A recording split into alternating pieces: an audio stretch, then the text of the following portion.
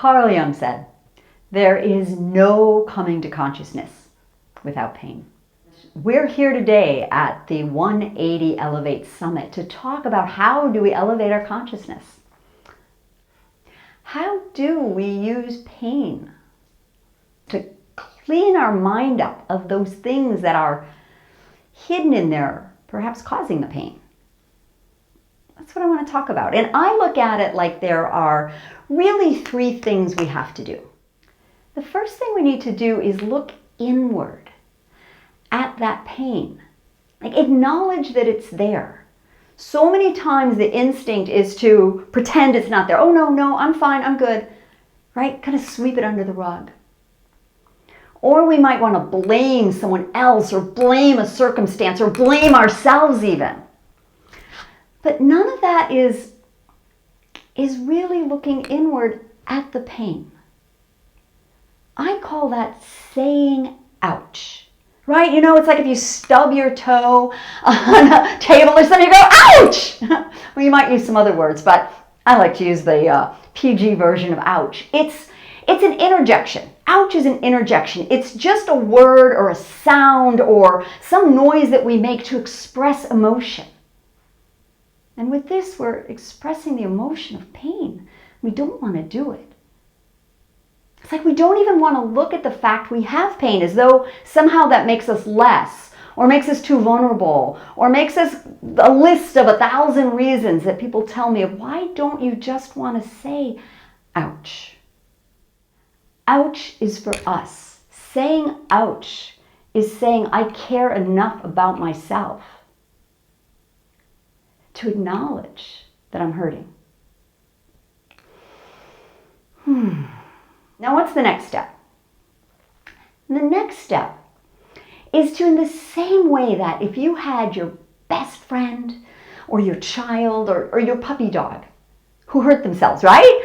Like, you would hold them. You would love them. And most of all, you wouldn't judge them.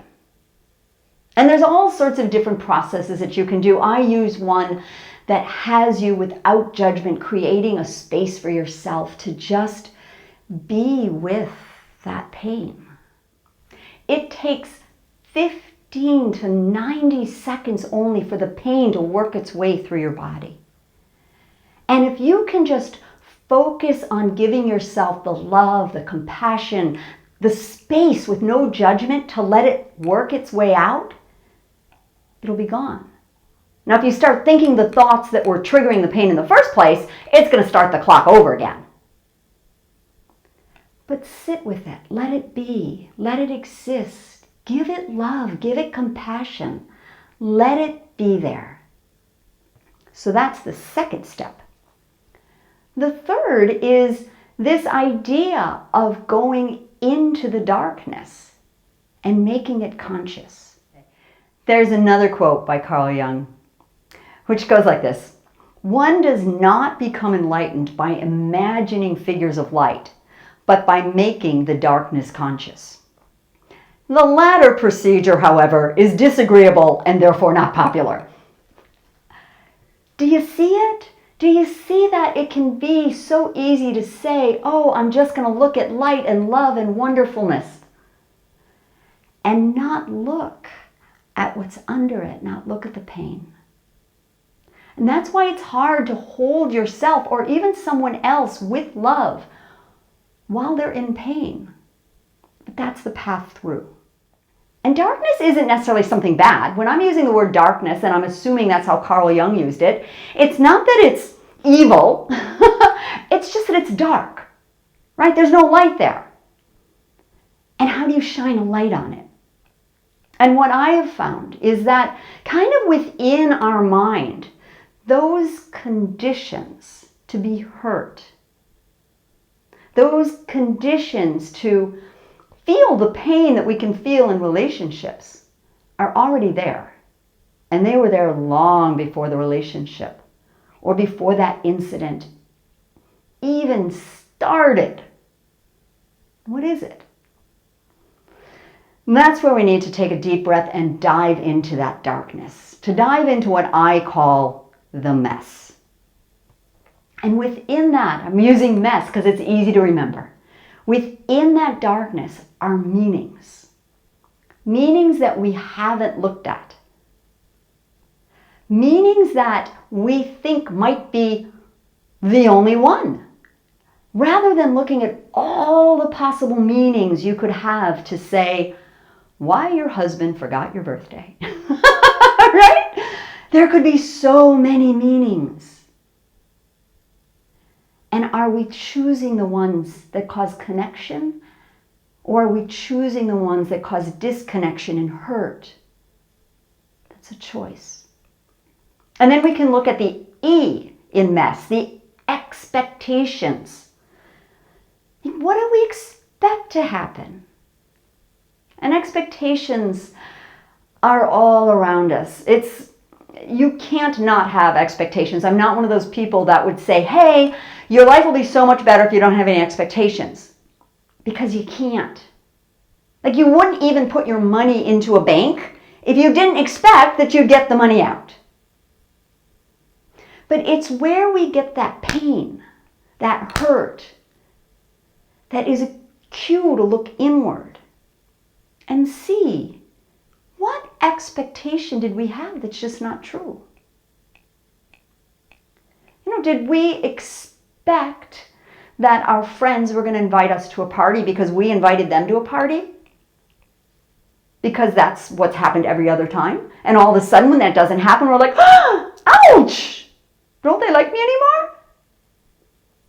I know I'm giving simple examples, but this works on simple examples and the most devastating examples too.